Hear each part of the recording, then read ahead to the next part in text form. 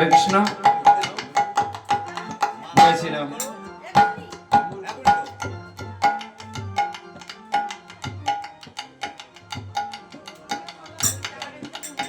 যে ভগবান শ্রী রামচন্দ্র অনন্ত কোটি বিশ্ব ব্রহ্মাণ্ডের মালিক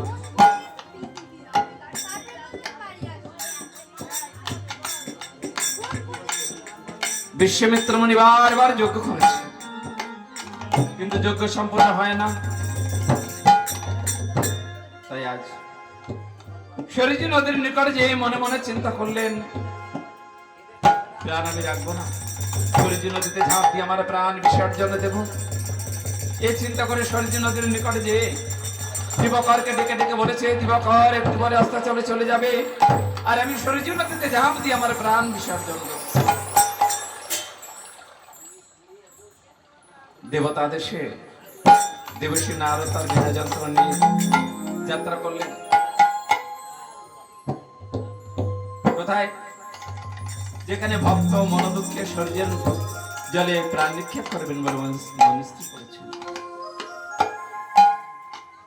আজ এই নারদ ঋষি তার বিনা যন্ত্র নিয়ে যাত্রা করলেন ভক্তের নিকটে।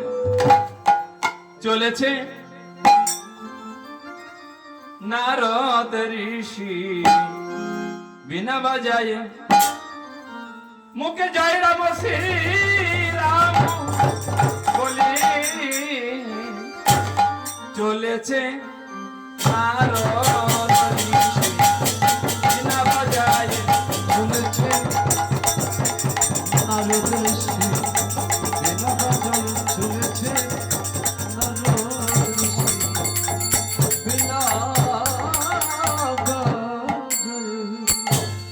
আরে প্রথম তানে বলেছে বিনা সে যে জয় জনের ধান চলেছে নারদ ঋষি বিনা বাজায়। দ্বিতীয় তানে বলেছে বিনা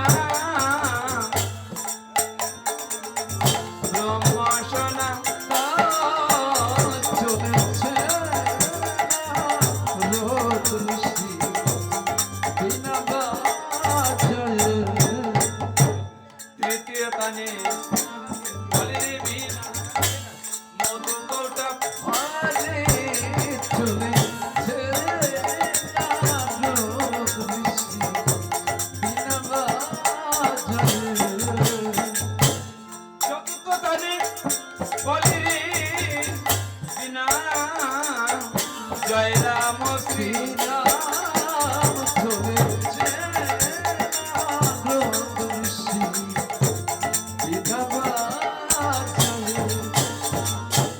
পঞ্চম স্থানে বলে রে বিনা মুকুন্দ মুরারি চলেছে নারদ ঋষি বিনা বাজায়। বলি রে বিনা নবগণে সব চলেছে নারদ ঋষি বিনা বাজায়।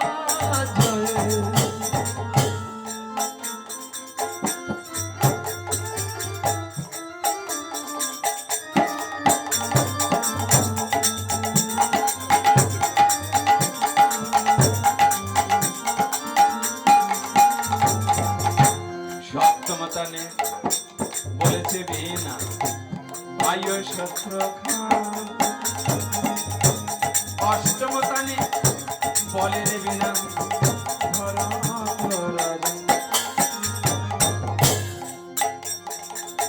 ওই নবম তানে বলে রে বিনা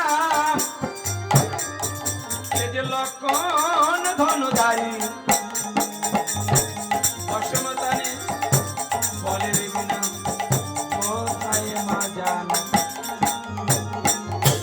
বিনা করে চলেছে পথ নারদ তপোধান। মুখে সদা গাইতেছে সেদিন রাম গুণ কীর্তন। जय राम सिया दया करो दयाल राम। श्री कृष्ण गोविंद हरे मुरारी है नाथ नारायण वासुदेव। श्री कृष्ण गोविंद हरे मुरारी हे नाथ नारायण वासुदेव। इतिनाथ स्वामी सखा हमारे इतिनाथ स्वामी सखा हमारे नाथ नारायण वासुदेव। श्री कृष्ण गोविंद हरे मुरारी हरि बोल हरि बोल हरि बोल हरि बोल हरि बोल हरि बोल। সবাই মিলে হাত তুলে শ্রী কৃষ্ণ গোবিন্দ হরে মুরারি হে নাথ নারায়ণ বাসুদেব। इतिनाथ स्वामी सखा हमारे इतिनाथ स्वामी सखा हमारे है नाथ नारायण वासुदेव। श्री कृष्ण গোবিন্দ হরে মুরারি হে Nath Narayan Basudeb.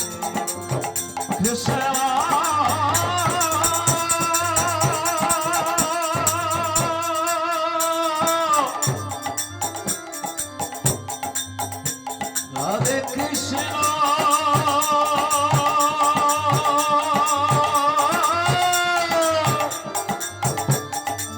Hare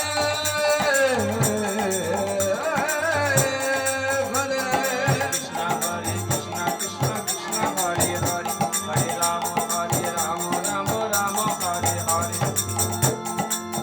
Radhe Shyam Siya Ram Siya Ram Radhe Shyam Siya Ram हरे कृष्ण कृष्ण कृष्ण हरे हरे हरे राम राम राम हरे। Siya Ram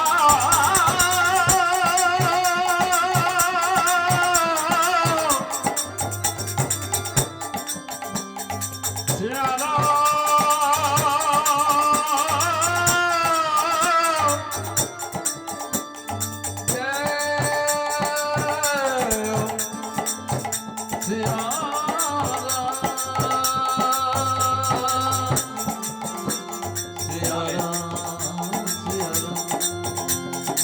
जय जय सिया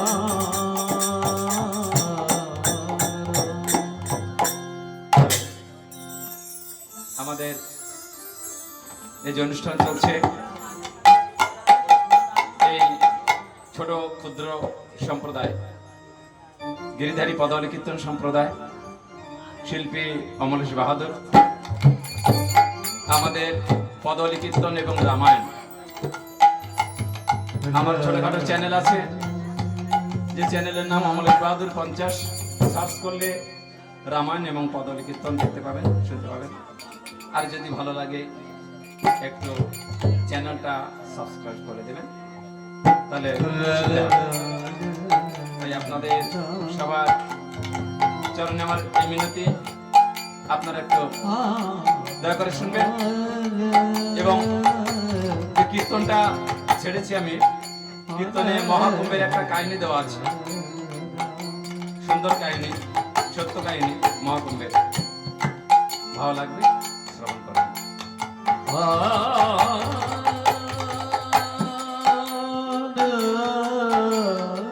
আজ তাই আজ নারদ ঋষি কোথায় এসেছে মা? নারদে এলেন বিশ্বমিত্র মুনির নিকটে, যেখানে বিশ্বমিত্র মুনি শরীরের জলে প্রাণ নিক্ষেপ করবেন বলে মনে স্থির করলেন। কেন? কতবার না যজ্ঞ করেছে কিন্তু যজ্ঞ সম্পূর্ণ হয় না মা।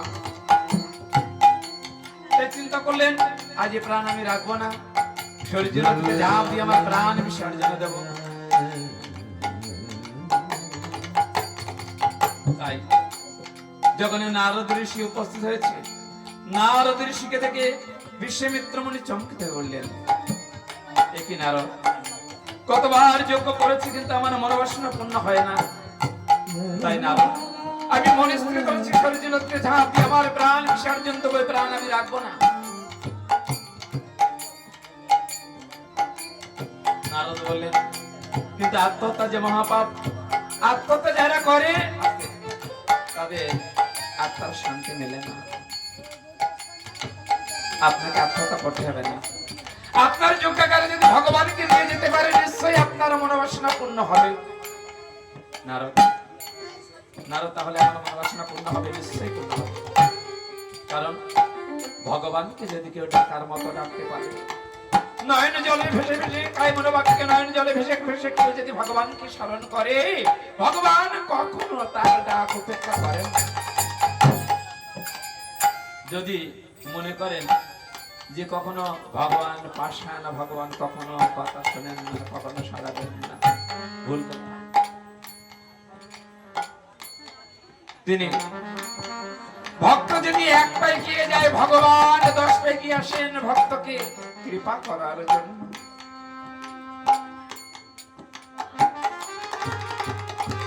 ভগবান ওমা একটা হস্তি জলের মধ্যে নেমেছে একটু জল পান করার জন্য। এমন সময় একটা কুমির এসে ওই হস্তির পদ ধরলেন। হস্তিকে যখন জলের মধ্যে হাতিকে টেনে নিয়ে যাচ্ছে, তবে দৈবক্রমে তার সম্মুখে একটা পুষ্প ভেসে এলো। সেই পুষ্পটি নিয়ে সুরে করে বললেন, হে ভগবান, হে দয়াময়, আজ আমার তো এই সময় অন্তিম সময়, আমি তার বাঁচবো না। হে ভগবান, তোমার উদ্দেশ্যে আমি একটি পুষ্প নিবেদন করলাম তোমার শ্রীচরণে।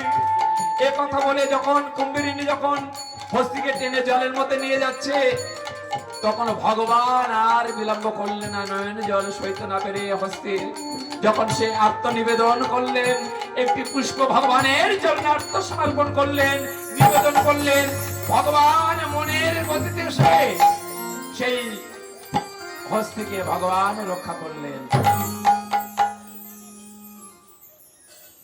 ভগবানকে যদি ডাকার মতো ডাকা যায়, তিনি সাড়া দেন, কিন্তু আমরা ডাকার মতো ডাকতে পারি না। ভক্ত আমার মাতা পিতা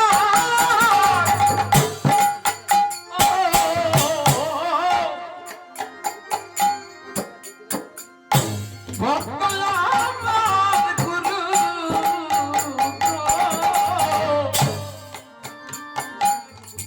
ওগো ভক্ত জনানা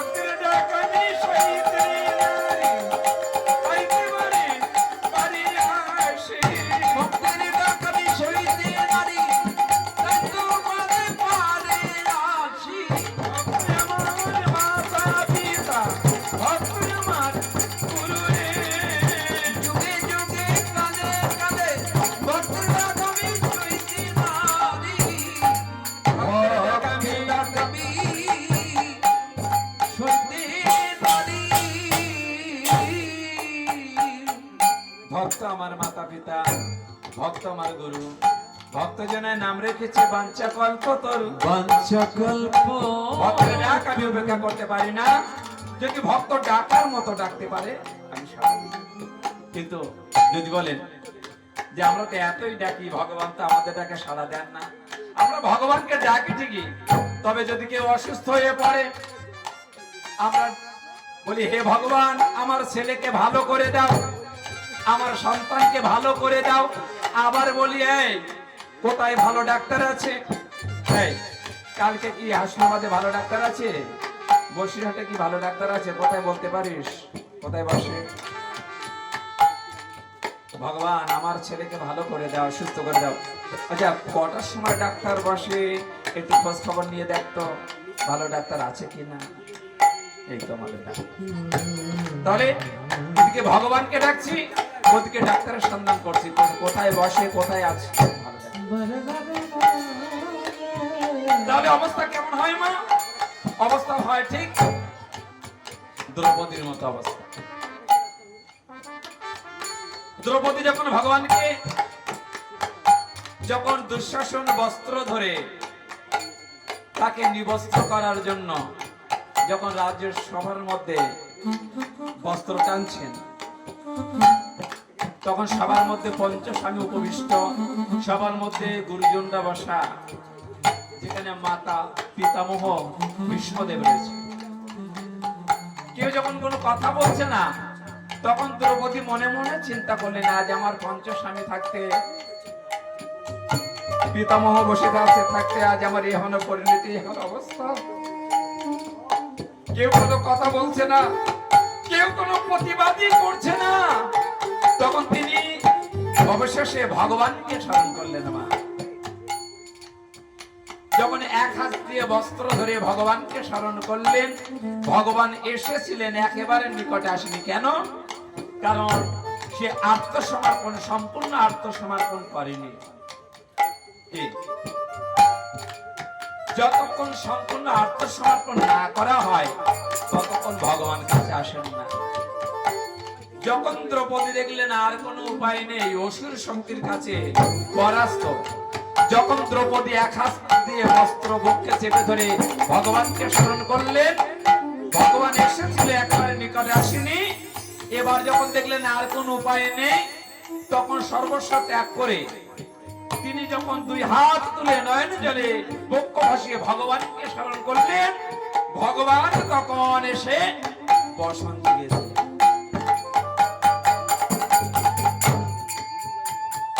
একে বলে সম্পূর্ণ আত্মসমর্পণ করা।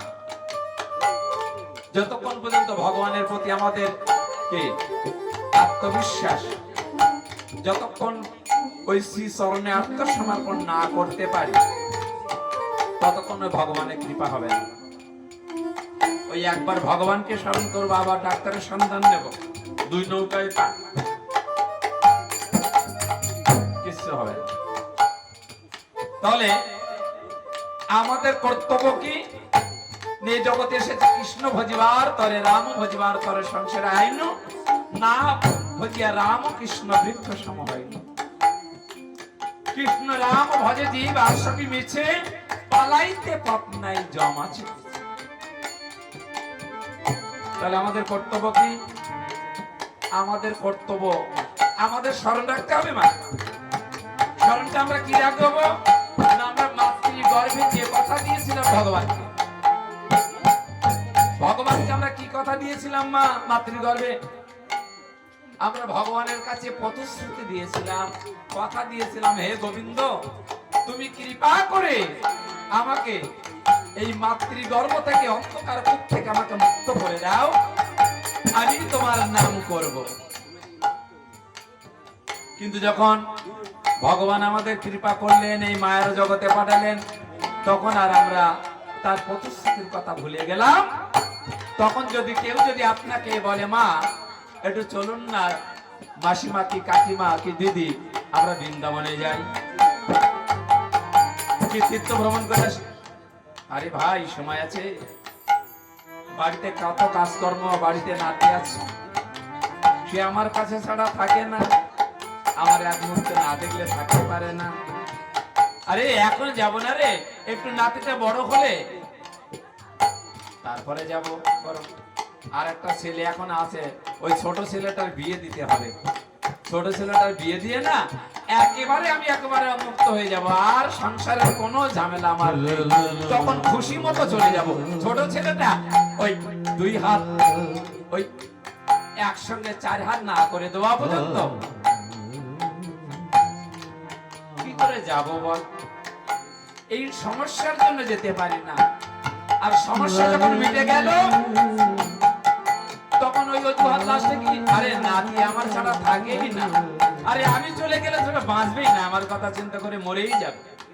হ্যাঁ, কি করে যাই বল? নাতিটা একটু বড় হোক, তারপরে নিয়ে যাব। কিন্তু প্রথম দেখালো, ওমা আমাদের হাত কটা? হাত কটা? দুটো। দুটো তো মা, কি বলি আমরা, একটা ডান হাত একটা মা হাত, তাই তো? আর তার মাঝখানে আছে একটা হাত, অজুহাত। এই অজুহাত দেখে আমার সাধারণ ভজন হলো না রে। ওগো আমার সকল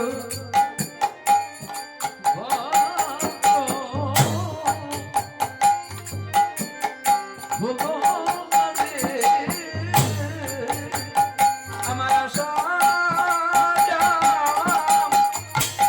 সব হলো সাধারণ ভজন হলো না রে। আমাদের আশা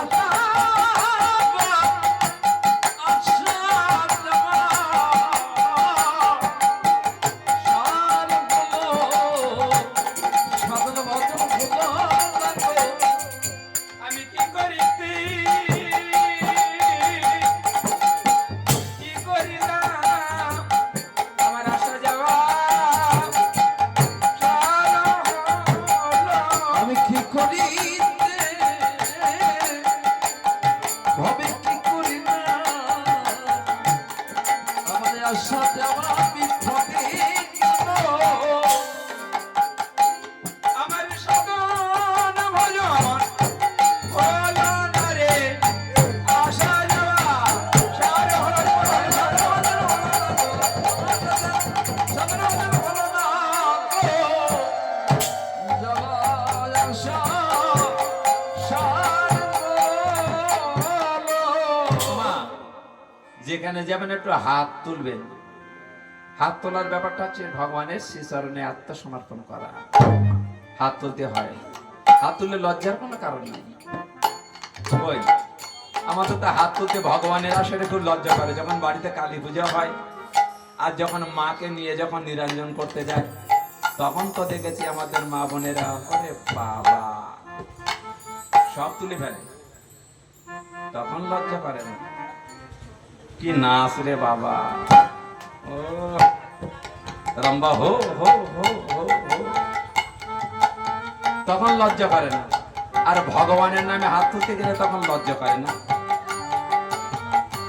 এই তো আমরা সনাতনী মানুষ। আর আমরা যখন কালী পূজায় যখন আমাদের মা বোনেরা নাচে না, তখন অন্য ধর্মের মানুষ ঠাট্টা করে হাসে, বলে এই সনাতন ধর্ম, এটা ধর্মে কি করছে দেখ রাস্তায়। কেন সনাতন ধর্মের এত নিন্দা অপবাদ কেন? এই জন্য, কারণ এই জন্য আমাদের যদি আমরা কৃষ্ণ নামে হরি নামে যদি হাত না তুলি, আর কৃষ্ণ নামে হরি নামে যদি নয়নে বাড়ি না ঝরে, তাহলে মনে ভাববেন যে অপরাধ আছে আমার প্রচুর।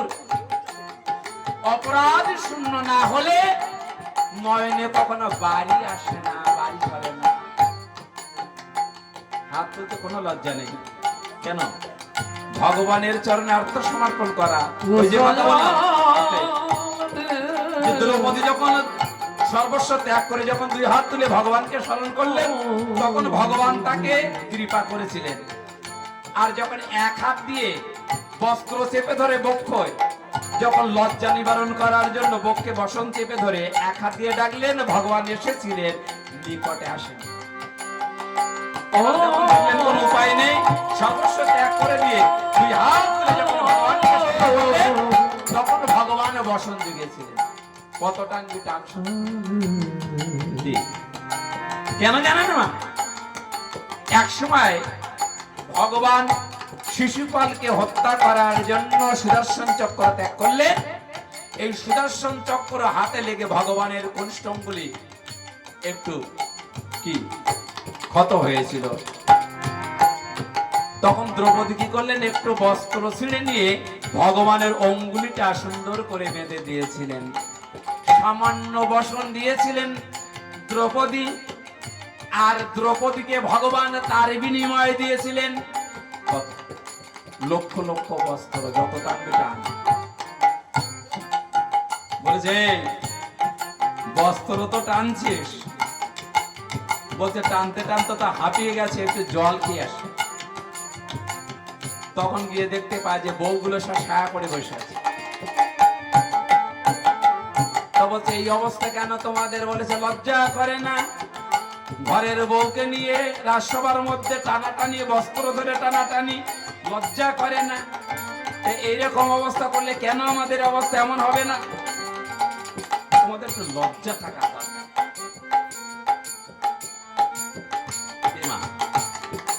তাহলে যত বসন টেনেছে তত তাদের ঘরের বধূ যারা ছিল তাদের বসন আর নেই।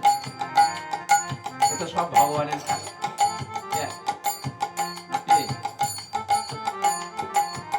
কারণ ভগবান সবই সহ্য করতে পারে, কিন্তু কারো অহংকার ভগবান সহ্য করেন না। তার একটি নাম হচ্ছে বাঞ্ছা কল্পতরু এবং আরেকটি নাম আছে কি দর্পহরি মধুসূদন। তিনি দর্পচূর্ণ করেন, কখনো কারো অহংকার ভগবান সহ্য করেন না। তাই আজ নারদ ঋষি বললেন আত্মতা মহাপাপ, আত্মতা করতে হবে না। আপনার যজ্ঞাকারে যদি ভগবানকে নিয়ে যেতে পারেন, আপনার মনে বাসনা পূর্ণ হবে। তবে চলে যান অযোধ্যার দ্বারে। অযোধ্যার যে চির সত্যবাদী রাজা, উনি কখনো সত্য কথা ছাড়া কখনো এই বদনে মিথ্যা কথা উচ্চারণ করেন। সর্বপ্রথমে সর্বত্র ত্রিসত্যম্নিকারে আবদ্ধ করে রাম লক্ষণ দুটি ভাইকে ভিক্ষা চাইবেন, ওই রাজা ফিরাতে পারবেন না। যখন ভগবানকে স্মরণ করলেন, ভগবান নিজেই কথা দিলেন যে আমি নিজেই যে যজ্ঞ রক্ষা করব। তাই এবার বিশ্বমিত্র মুনি অযোধ্যায় চলেছে। কেমন করে? মা আপনারা ভেতরে কেন? মা সামনে তো জায়গা পড়ে আছে, ওই ঘর তো একদিন ছাড়তে হবে, তাই না? এ ঘর ঘর নয়, এ ঘর ঘর নয়, আর এক ঘর আছে, এই ঘর ছেড়ে যেতে হবে। সেই ঘরে এই ঘর থাকবে না চিরদিন, কারো থাকার অধিকার নেই। এই ঘর ত্যাগ করে সবাইকে একদিন চলে যেতে হবে। তাই আজ তাহলে চলুন আমরা সবাই মিলে অযোধ্যায় যাই। কি যাবেন তো সবাই? আমি ট্রেনে করে নিয়ে যেতে পারবো না, বাসে করে নিয়ে যেতে পারবো না। হ্যাঁ, তাহলে এখন নিয়ে যাব কোথায়? আগে কোনটা যায় মা? ধরুন আপনি বৃন্দাবনে যাবেন, কোনটা আগে যায়? কি যায়? মনটা চলে যায় না মা? তা সেই মন চলুন আমরা চলে রে আমার মন অযোধ্যা ভুবন, যেথায় ওখে বেঁচে আমার হ্যালো হ্যালো হ্যালো কিছু নেই। রাম নারায়ণ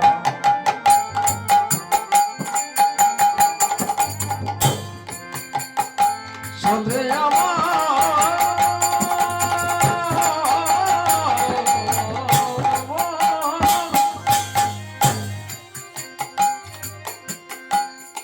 অযোধ্যা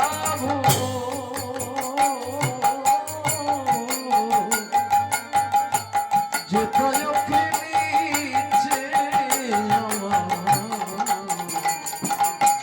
রাম নারায়ণ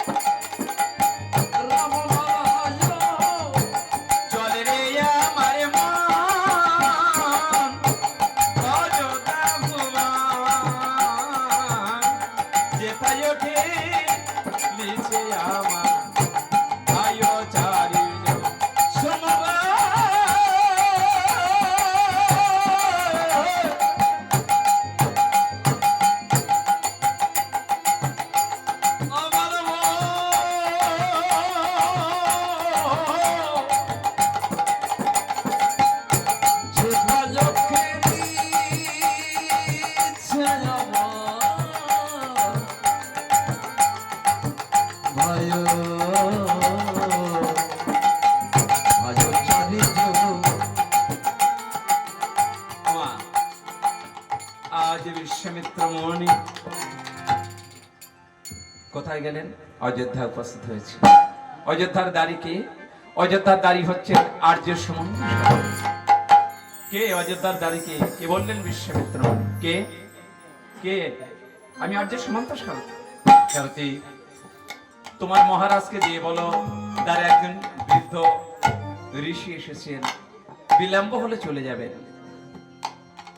আর্য সুমন্ত সারথি বললেন, হে ঋষি, আপনার আগমনে পদার্পণে ধন্য আমরা, ধন্য রাজপ্রাসাদ।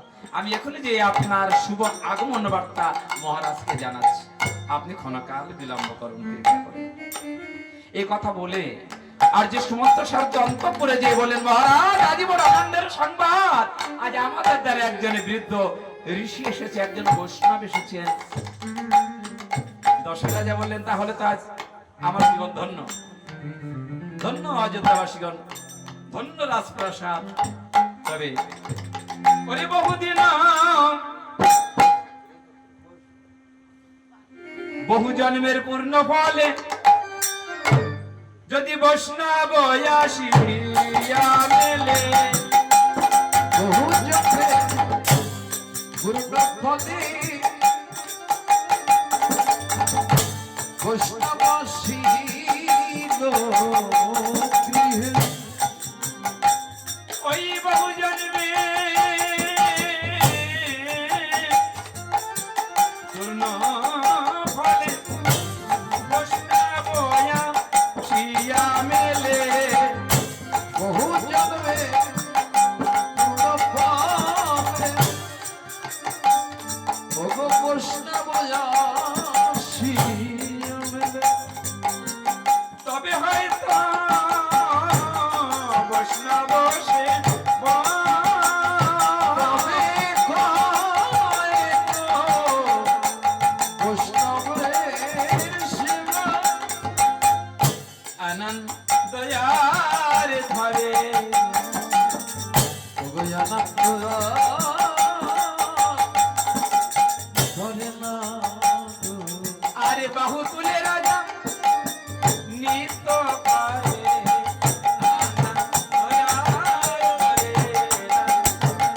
বাহু তুলে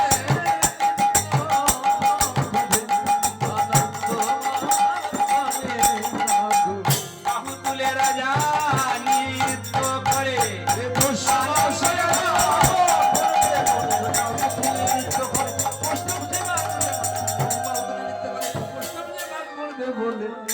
আনন্দ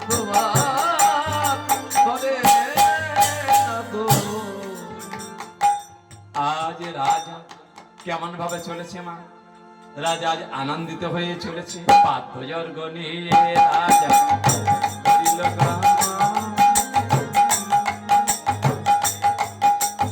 ওই বিশ্বামিত্র মুনির নিকটে আসিয়া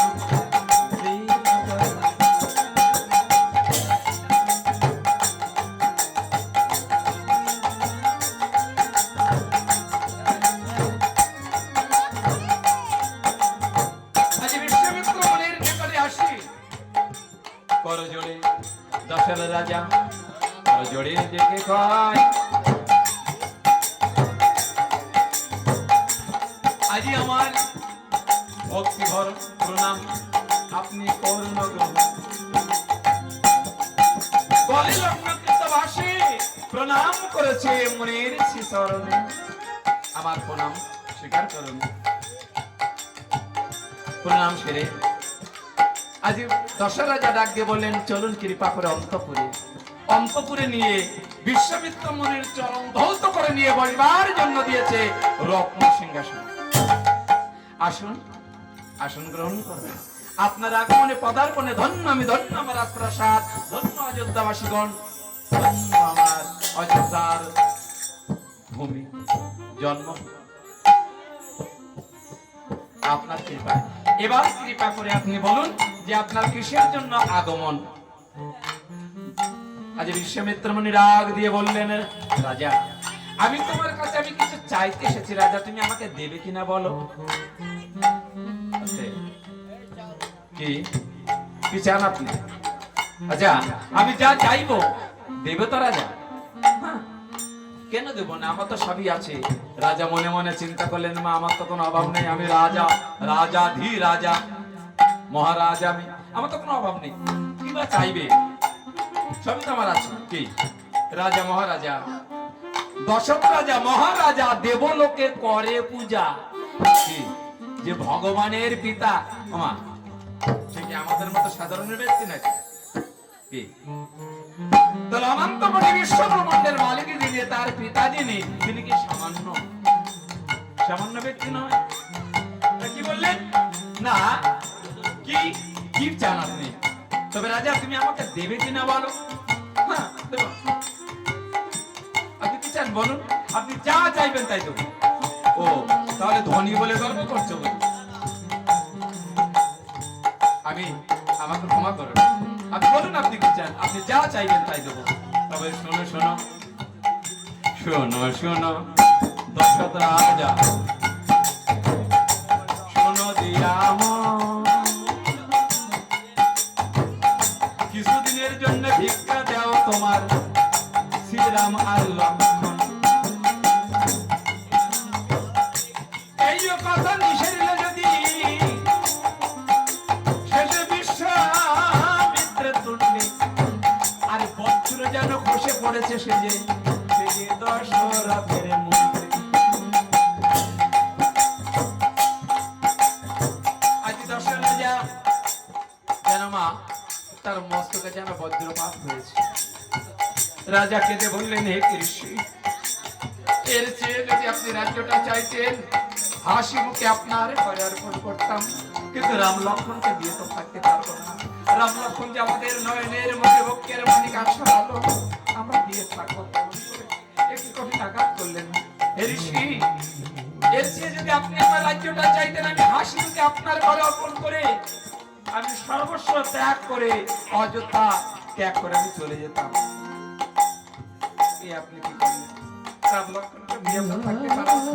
রাম লক্ষ্মণ যে আমাদের নয়নের মনে বক্ষের মালিক আশার আলো, দিয়ে থাকবে কেমন করে? দশরথ রাজা বললেন, এই তো চন্দ্র সূর্যকে সাক্ষী করেছি, কারণ ধর্মকে সাক্ষী করেছি, পরে যদি রাজাকে মন্যতা করো তাহলে, আর যদি তুমি না দিতে চাও আমি চলে যাচ্ছি। তবে তুমি প্রতিশ্রুতি দিয়েছো, আমি যা চাইবো তুমি তাই দেবে, বলো তুমি দেবে কিনা? দশরথ রাজা বললেন, না আপনি চলে যাবেন, আপনি চলে গেলে যে আমার রাজ্যের অমঙ্গল হবে। ওমা, কোন অতিথি যদি কোন গৃহস্থের বাড়ি থেকে বিমুখ হয়ে ফিরে যায়, তার জীবনে যদি পুণ্য অর্জিত থাকে, পুণ্য বলে কিছু থাকে, সর্বস্ব নিয়েই চলে যায়। এই জন্য কোন অতিথি, এই জন্য কথাই বলে, শাস্ত্র বলছে অতিথি নারায়ণ। যদি গৃহে আসে দিও কিঞ্চিৎ করোনা বঞ্চিত, তাহলে সর্বনাশ হয়ে যাবে। কারণ কোন রূপে কখন কে আসে কেউ বলতে পারে না। স্বয়ং ভগবান আপনার বাড়ি আসতে পারে আপনাকে পরীক্ষা করার জন্য। তো ভগবান যখন আসবেন, তিনি কি শঙ্খ চক্র গদা পদ্ম নিয়ে আসবেন? বাঁশিয়াতে করে আসবেন। কারণ দেবতা মন্দিরই মাঝে ভগত প্রবীণ জপিতেছে জপমালা বসিনি সিদ্ধি, হেন কালে সন্ধ্যা বেলা ধুলি মাখা দেহে বস্ত্রহীন জীর্ণ দিন প্রবেশ দিয়ে কহিল কাতর কণ্ঠে গৃহ মোর নাই, এক পাশে দয়া করে দেহ মোর ঠাই। শশঙ্কচ ভক্তবর কহিলেন তারে, আরে আরে অপবিত্র দূর হয়ে যা রে।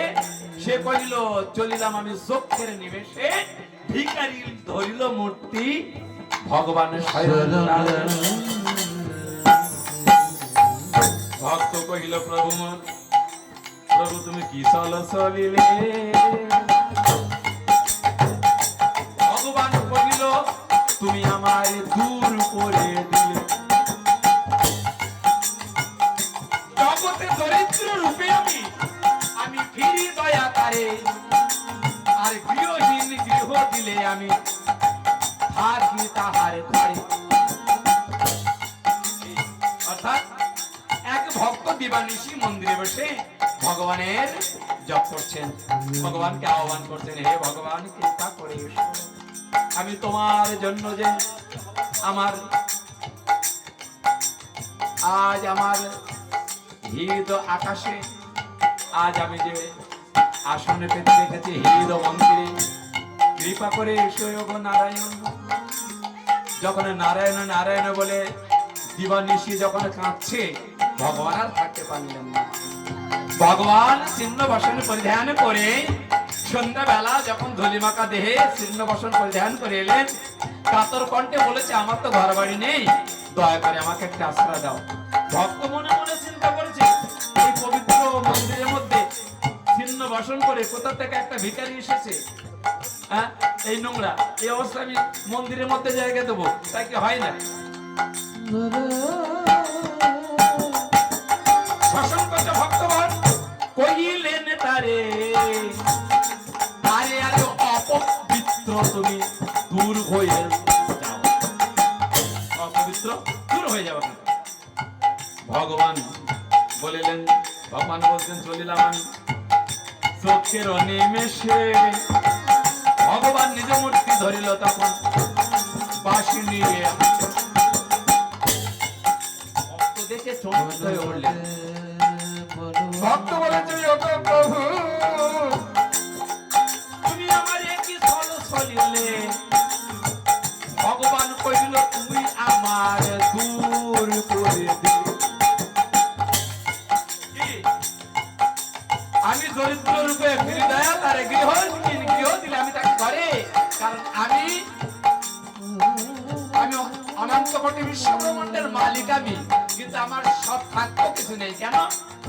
ভক্ত যদি আমাকে খেতে দেয় আমি খেতে পাই, ভক্ত যদি আমাকে আশ্রয় দেয় আমি আশ্রয় পাই, না হলে আমার সব থাকতো।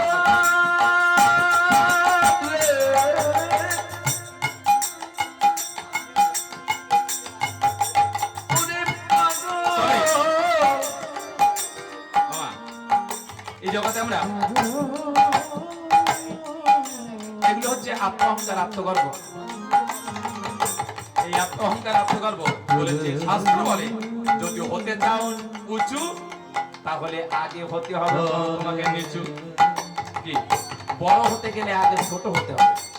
যদি মনে করে হাম বড় হাম, কিচ্ছু হবে না। যে নিজে মনে করে আমি বড়, আমি পারি, আমি করি, অজ্ঞানীরা বড়। জ্ঞানহীন মানুষ পশুর সমান। শাস্ত্র বলছে জ্ঞানহীন মানুষ পশুর সমান। যার জ্ঞান নেই তাকে পশুর সঙ্গে তুলনা করা হয়েছে। তাহলে কি বলছে মা, যদি হতে চাও উঁচু তাহলে আগে হও নিচু, ছোট হও। ছোট হলে বড় হওয়া যায়। আর যদি মনে করো না আমি বড়, আমি পারি, আমি করি, অজ্ঞানীরা বড়। অনেক প্রমাণ আছে, সেখানে আর যাবো না আমি। তবে আজ দশরথ রাজা কেঁদে বললেন, আপনি আপনি কৃপা করে চলে যাবেন না, কারণ আপনি চলে গেলে আমার যে মহা সর্বনাশ হয়ে যাবে। তবে আপনি ক্ষণকাল বিলম্ব করুন, আমি অন্তঃপুরে গিয়ে আমার রানীদের বুঝিয়ে রাম লক্ষ্মণ দুটি ভাইকে এনে দিচ্ছি। অন্তঃপুরে যে রাজা যখন দাঁড়ালেন, রাজার ওমা আলু থালু কেশ, পাগলের বেশ, মলিনে বদন, নয়ন দিয়ে অশ্রু ঝরছে ঝরঝর। রাজা কৌশলা কইকে সুমিত্রা মায়েরা ডাক দিয়ে বললেন, এ কি মহারাজ, কি হয়েছে আপনার? আপনি আমার করে কাঁদছেন কেন? কি হয়েছে বলুন, আপনার কি হয়েছে? কেন কাঁদছেন বলুন? কেন কথা বলছেন না মহারাজ? কি হয়েছে বলুন? দশরথ রাজা বললেন, আমি হয়তো বললে তোমরা সহ্য করতে পারবে না, কারণ আমি বললে তোমরা সহ্য পারবে না। এই যে নিদারুণ বাণী, কিন্তু মহারাজ আমাদের তো সইতে হবে। আমাদের তো কৃপা করে বলুন কি হয়েছে আপনার? কেন আপনি কথা বলছেন না? এইরূপ ভাবে তো আপনাকে কখনো কাঁদতে দেখিনি, এইরূপ ভাবে তো নয়ন অশ্রুপাত হতে দেখিনি। কি হয়েছে আপনার বলুন? দশরথ রাজা বললেন, তোমরা তো জানো না, প্রভাত কালে আমাদের দ্বারে একজন বৃদ্ধ ঋষি এসেছেন, একজন বৈষ্ণব এসেছেন। তিনি বলেছেন ত্রিসত্য অঙ্গীকারে ধর্মকে সাক্ষী করে রাম লক্ষ্মণ দুটি ভাইকে ভিক্ষা চেয়েছেন, আর আমি দ্বিতীয় রাজি। এ কথা শ্রবণ করে কৌশলা কৈকেয়ী সুমিত্রা মায়েরা কেঁদে বললেন, না না মহারাজ, না না মহারাজ, না মহারাজ, আমরা রাম লক্ষ্মণ দুটি ভাইকে দিয়ে থাকতে পারবো না। রাম লক্ষ্মণ যে আমাদের নয়নের মনে বক্ষের মনিকা সারালো, আমরা দিয়ে থাকবো কেমন করে? একই কঠিন আঘাত করলেন, একই কথা বলছেন মহারাজ। কিন্তু তোমরা যদি রাম লক্ষ্মণ দুটি ভাইকে না দাও, তাহলে ওই যে ঋষি এসেছে, ওই যে মুনি এসেছে, হয়তো অভিশাপ দিতে পারে, হয়তো এই রাজ্য ত্যাগ করে চলে যাবেন উনি। আর অতিথি যদি বিমুখ হয়ে ফিরে যায়, তাহলে প্রভুত্ব অমঙ্গল হবে আমাদের। তোমরা এক কাজ করো, আর বিলম্ব না করে রাম লক্ষ্মণ দুটি ভাইকে সাজিয়ে এনে ওই ঋষির হস্তে তুলে দিয়ে প্রতিশ্রুতি রক্ষা করো, ধর্ম রক্ষা করো। তাই আজি কৌশলা কই সুমিত্রা মায়েরা রাম লক্ষ্মণ দুটি বালক নিয়ে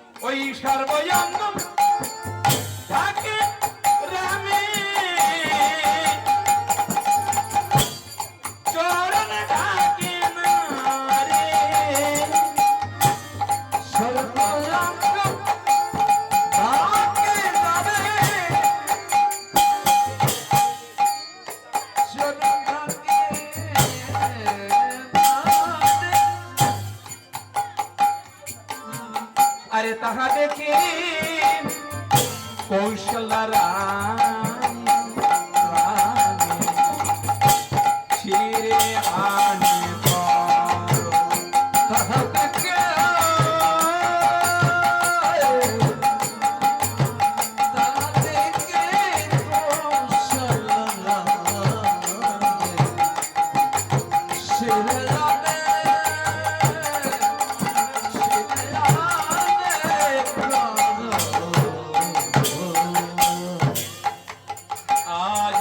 শ্রীরামচন্দ্র ডাক দিয়ে বললেন, মাগো কেন আমাদের অন্ধকার কুটিরে নিয়ে এসেছো?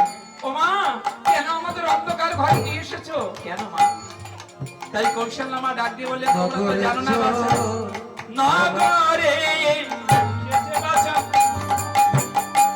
ছেলে ধরার ভান।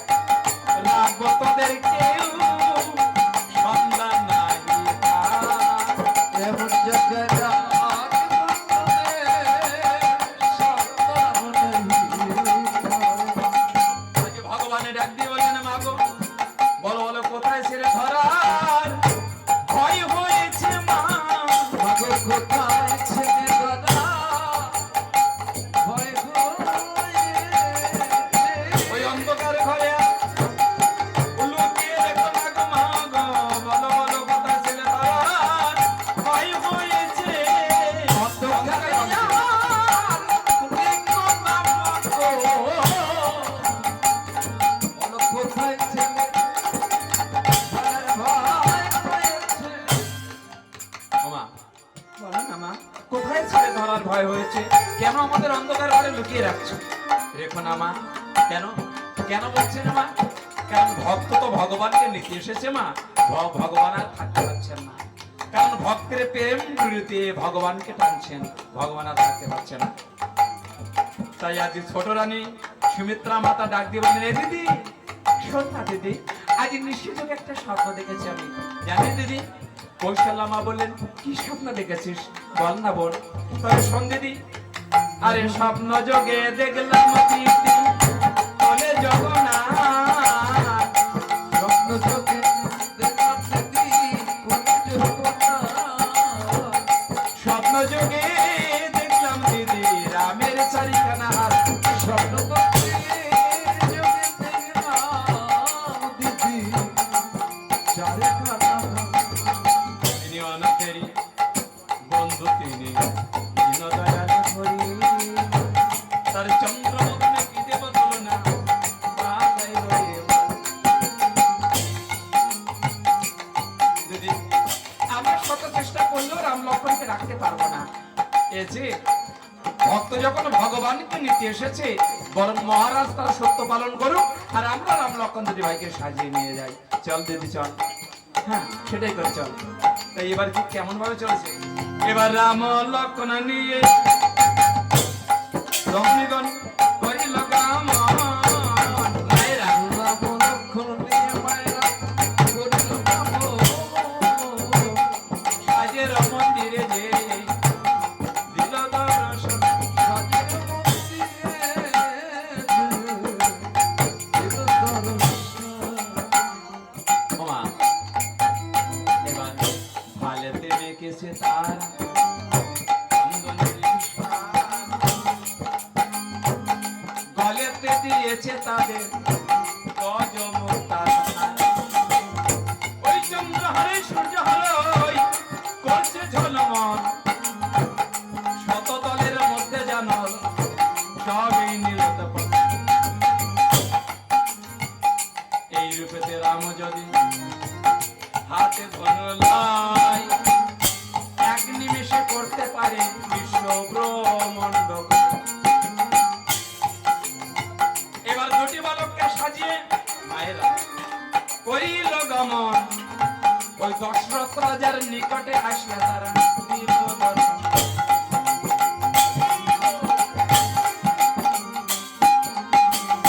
দশরথ রাজার নিকটে আসি কৌশল্যা কৈকেয়ী সুমিত্রা মায়েরা করে জোড়ে ডাক দিয়ে বলেন, "মহারাজ, রাম লক্ষ্মণ দুটি ভাইকে আমরা সাজিয়ে নিয়ে এসেছি, এবার আপনার সত্য আপনি পালন করুন।"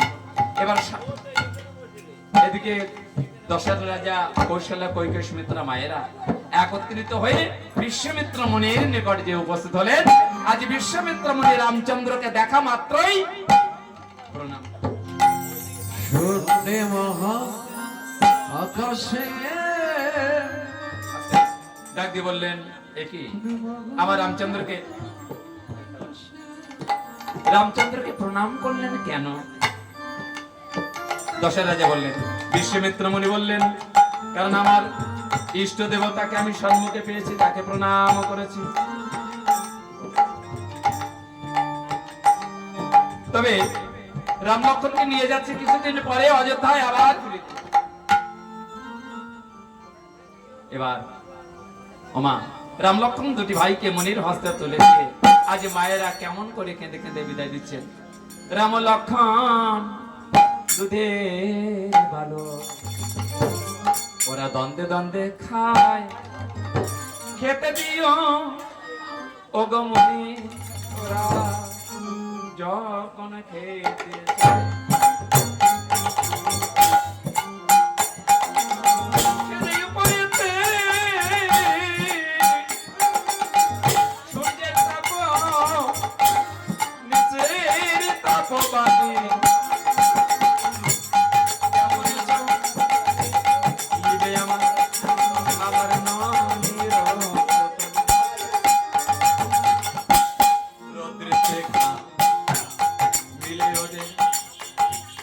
ছায়া দিও শিরে, ওই বৃক্ষের পল্লব ভেঙে রোদে বাতাস করো শরীর।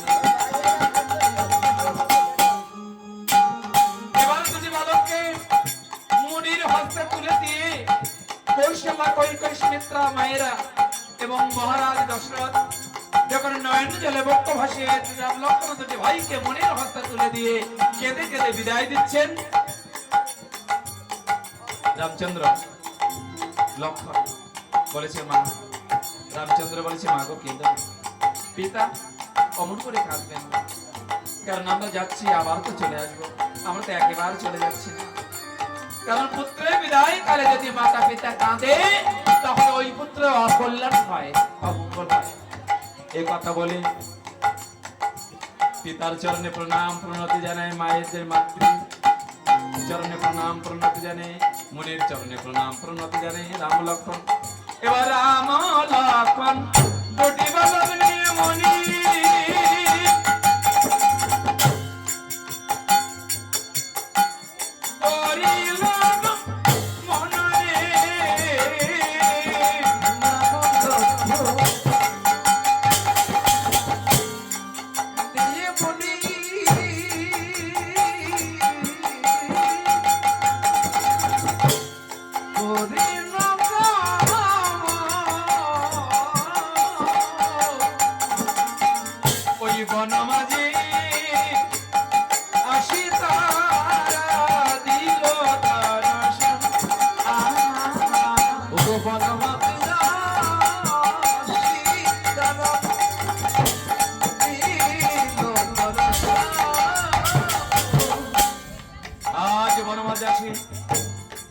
এবার শুয়ে স্থানে জায়গা রাখি এমনি আমার পুজো স্থানেতে বসে। আরে বাড়ি বাড়ি দুটি বালক তারে কারণ জিজ্ঞাসা আজ দুটি বালক কে বললেন তোমাদেরকে শিক্ষা দিতে হয়েছে। দুটি বালককে শিক্ষা দীক্ষা দিয়ে আজ যাত্রা করলেন। তবে আপনারা আজ মহাবিত্তবান শিক্ষা দিলাম লক্ষণ যে তোমার এই মন্ত্রে গুণে খোদা তৃষ্ণা জিতেন্দ্র পুরুষের এই গুণ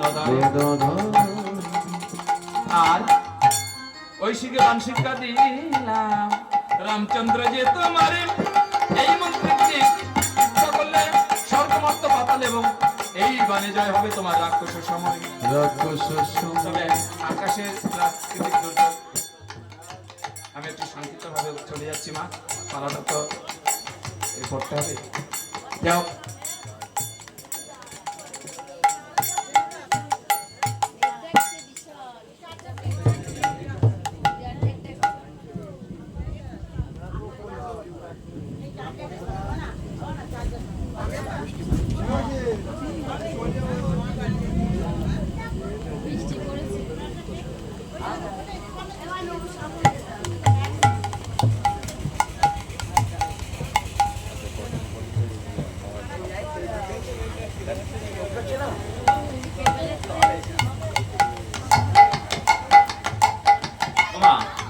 তবে এবার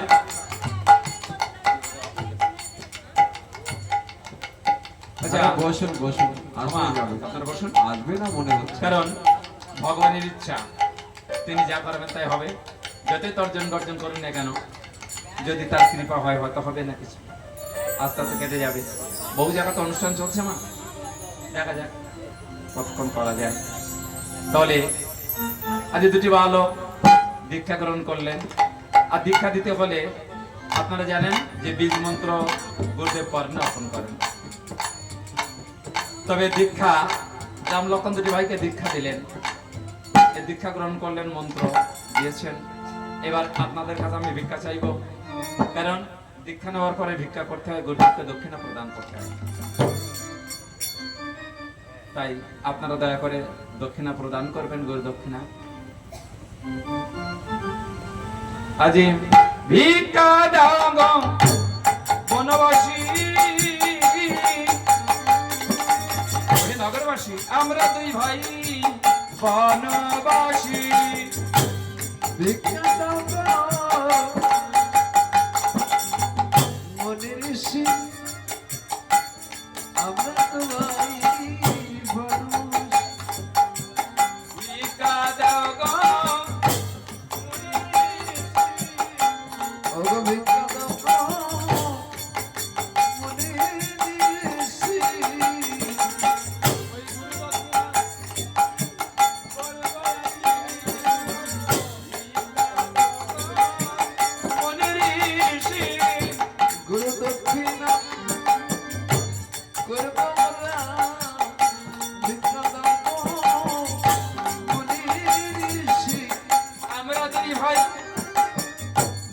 পদ্মবাসী ভিক্ষা দাও গো মুনি ঋষি।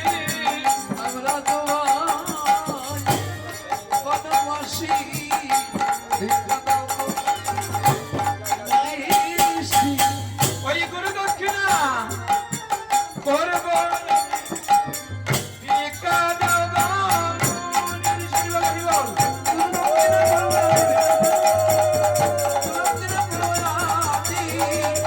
ভিক্ষা দাও গো মুনি ঋষি।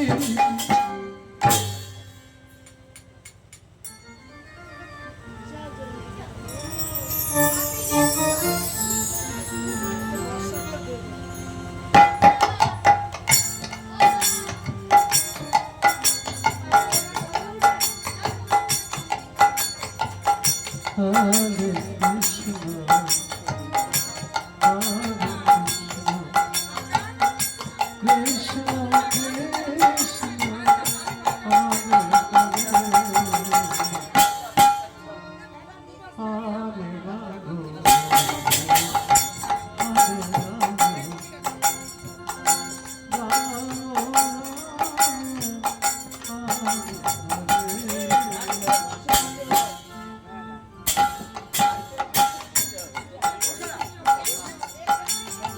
এবারে ভিক্ষা করে রাম ও লক্ষণ দুটি ভাই গুরুদেবকে দক্ষিণা যে দিল, গুরুদেব দক্ষিণা সে যে গ্রহণ করিল।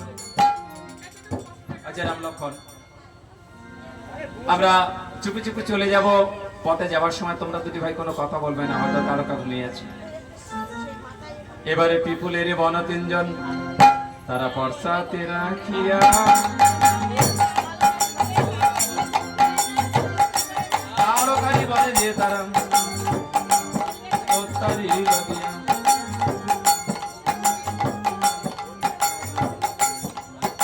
আজ তারকার সঙ্গে ভগবানের সঙ্গে হলো তুমুল সংগ্রাম। এবার যুদ্ধে যখন তারকা যদি যুদ্ধে পড়ে গেল, রাম লক্ষণ দুটি ভাইকে নিয়ে বিশ্বামিত্র মুনি যাত্রা করেছে। কোথায় মা? আজ চলেছে নিজের সিদ্ধাশ্রম উপস্থিত হলেন এবং পুনর্বার বিশ্বামিত্র মুনি করলেন যজ্ঞের আয়োজন।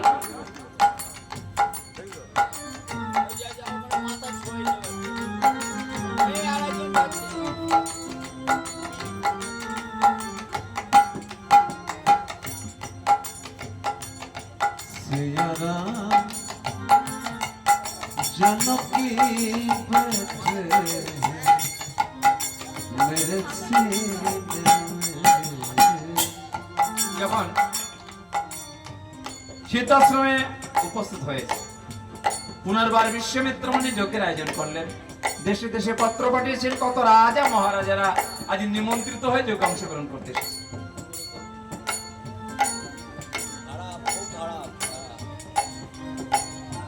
কিন্তু আজ যজ্ঞ সমাপ্ত হলো। যে সমস্ত রাক্ষসগণ এসেছিলেন ভগবানের যজ্ঞ নষ্ট করার জন্য, সকলে ভগবান বিনাশ করলেন। মারলেন না কাকে? একমাত্র তারকার পুত্র মারিচকে মারলেন না। কেন মারলেন না? কারণ সীতাহরণ কালে সোনার হরিণ সাজে। ওই দিন যদি রাক্ষসকে মারতেন ভগবান, তাহলে সীতাহরণ কালে আর সোনার হরিণ সাজা হতো না। যজ্ঞ সম্পূর্ণ করে রাম লক্ষণ দুটি ভাইকে নিয়ে যাত্রা করলেন বিশ্বামিত্র মুনি। এবার দুটি ভাইকে নিয়ে বিশ্বামিত্র মুনি করিল গমন কামদেবের বনে যে দিল তার। ওই কামদেবের বনে দিয়ে গো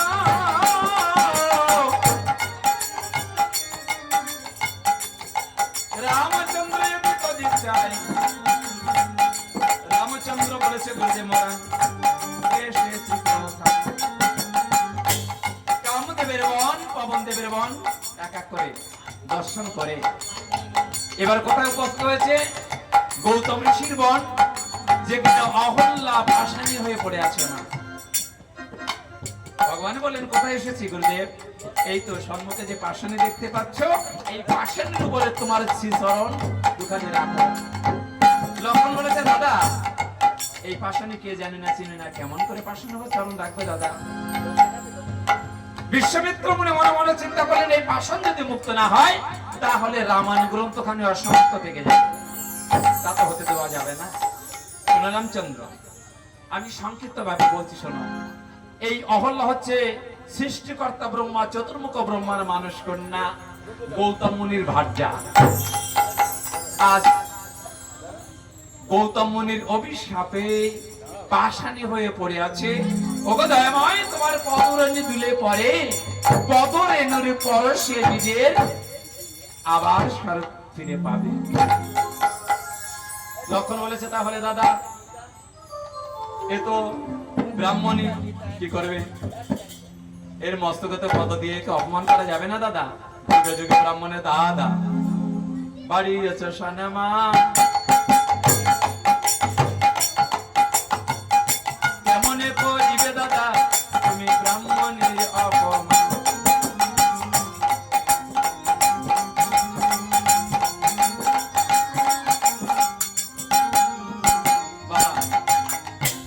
কারণ যতই হোক না কেন, ব্রাহ্মণ বৈশ্য আমরা যেটা বলি, ব্রাহ্মণ ক্ষত্র বৈশ্য শূদ্র চার জাতি, তার মধ্যে ব্রাহ্মণ শ্রেষ্ঠ, এটা আমাদের মানতে হবে। কারণ আমরা এটাকে অস্বীকার করতে পারি না যে ব্রাহ্মণ শ্রেষ্ঠ, আর ব্রাহ্মণ না হলে কর্ম হবে না, ব্রাহ্মণ প্রয়োজন। তাহলে তাই বলেছে দাদা, যুগে যুগে ব্রাহ্মণের দাদা, লক্ষণ বলেছে যুগে যুগে ব্রাহ্মণের দাদা, তুমি দিয়েছ সম্মান, কেমনে করিবে দাদা তুমি ওই ব্রাহ্মণের অপমান? মস্তকে পদ দিয়ে তাকে কেমন করে তুমি অপমান করবে দাদা? তুমি তো যুগে যুগে ব্রাহ্মণকে মাথায় রেখেছ, তাকে সর্বস্তরে উচ্চ আসন দিয়েছ, সেই ব্রাহ্মণকে তো তুমি তো ছোট করতে পারো না দাদা। ব্রাহ্মণের মস্তকে পদ দিতে পারো না দাদা তুমি, যেহেতু তুমি ক্ষত্রিয়। বিশ্বমিত্র মুনি বলেছে, তা যদি না পারবে তাহলে এক কাজ করো, তোমরা দুটি ভাই পাষাণী মেরে নৃত্য করো, দেখি আমি কি করতে পারি। পাষাণী মেরে নৃত্য করে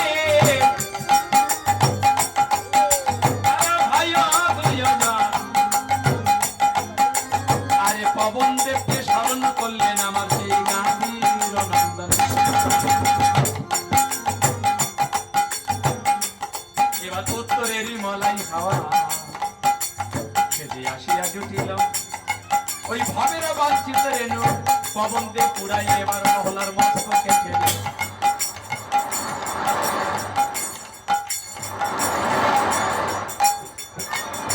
পবন দেবে যখন ভগবানের চরণ ধুলি উড়াই নিয়ে অহল্যার মস্তকে নিক্ষেপ করলেন। দুটি ভাই পাশাণী মিলে নৃত্য করছে, রাম লক্ষণ পবন দেবকে স্মরণ করলেন। এবার পবন দেব ভগবানের চরণ ধুলি উড়াইয়ে অহল্যার মস্তকে নিক্ষেপ করলেন। এবার দিব্য মূর্তি পেয়ে অহল্যা উঠিয়া বসিল। অহল্যা উঠে কি বললেন?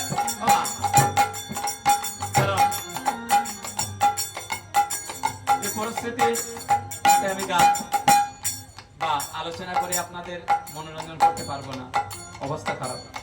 আমি সংক্ষিপ্তভাবে গাইছি, আপনারা শুনুন, কারণ আমার দুর্ভাগ্য বলতে হবে। তা আজ অহল্যা উঠে তখন বলেছে, নম নম রামচন্দ্র তোমাকে শুধাই, 12 বছর পাষাণ ছিলাম আমি কিছুই খাই। ওই চন্দ্র বদনে ওগো হরি, তোমার চন্দ্র বদন, তুমি যাকে বলবে মা, তার নারী জন্ম ধন্য হবে আর জন্ম হবে।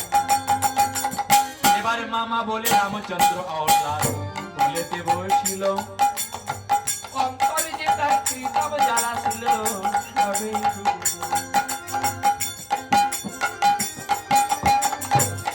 আজ রামচন্দ্র তাকে বলেন, মা তোমার মনোবাসনা তো আমি পূর্ণ করে চলেছি মা, তুমি যখন স্মরণ করবে তখন আমায় দেখা পাবে মা, এবার আমাকে বিদায় দাও মা। অহল্যার মনোবাসনা পূর্ণ করে হই করিল গমন, ওই ভাগীরথী নদীর খিয়া ঘাটে যে দিল দর্শন। ভাগীরথী নদীর খিয়া ঘাটে রামচন্দ্র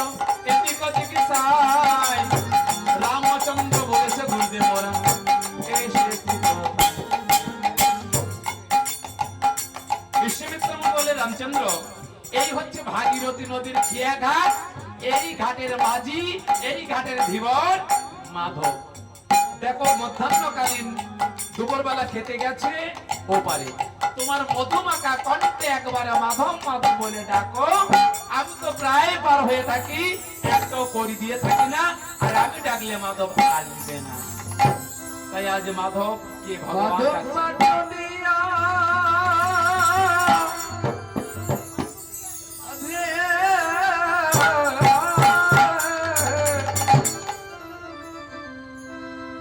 ও তোর ভগবান সময় যায় ওয়ে ধীরে ধীরে ওরে বে ঈশ্বরে ঈশ্বরে নৌকা। ওরে মুনি বলেছে মাধবের তোর ভাগ্যের সীমা নাই, ওরে তোর ঘাটে আজ পার হবে মাধব, সে যে গোলকের গোসাই।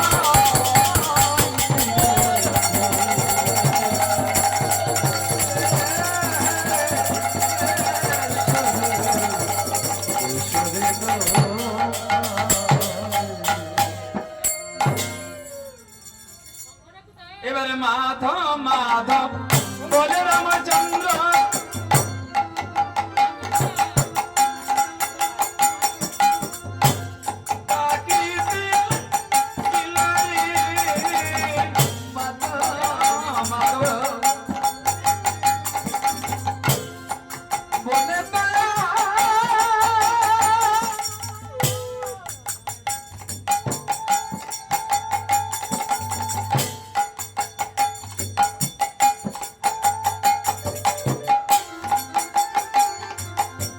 ডাকতে নাকি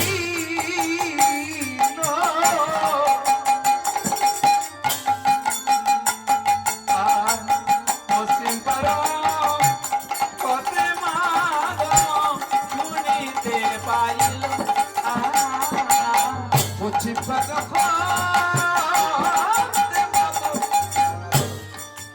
শুনিতে পশ্চিম পাক শুনিতে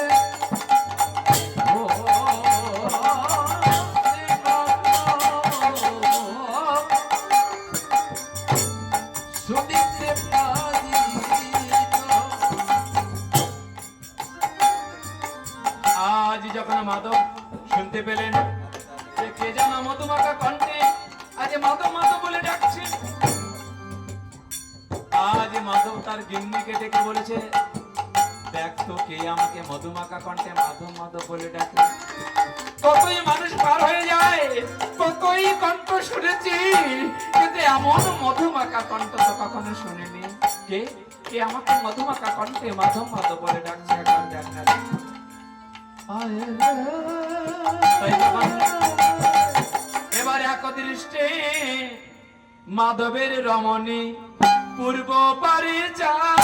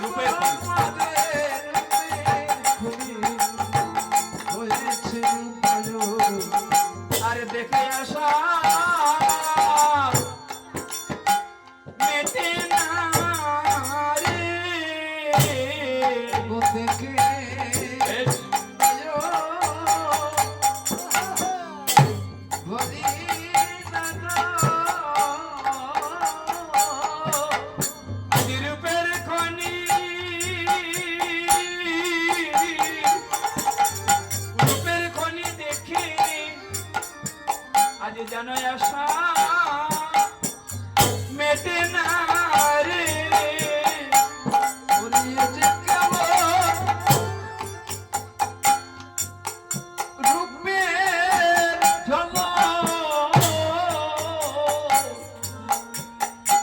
দেখে নয়ন ভরির আজ রূপের খন্ডে উদয় হয়েছে, তাই মাধবের রমণী বলেছে, ওগো ওগো শুনছো, শোনো না, আজ আমাদের ঘাটে সোনার মানুষ এসেছে। মাধব বলেছে, কি বললি সোনার মানুষ? হ্যাঁ ও মা, মাধব বলেছিল, আমার কোনো দোষ নেই।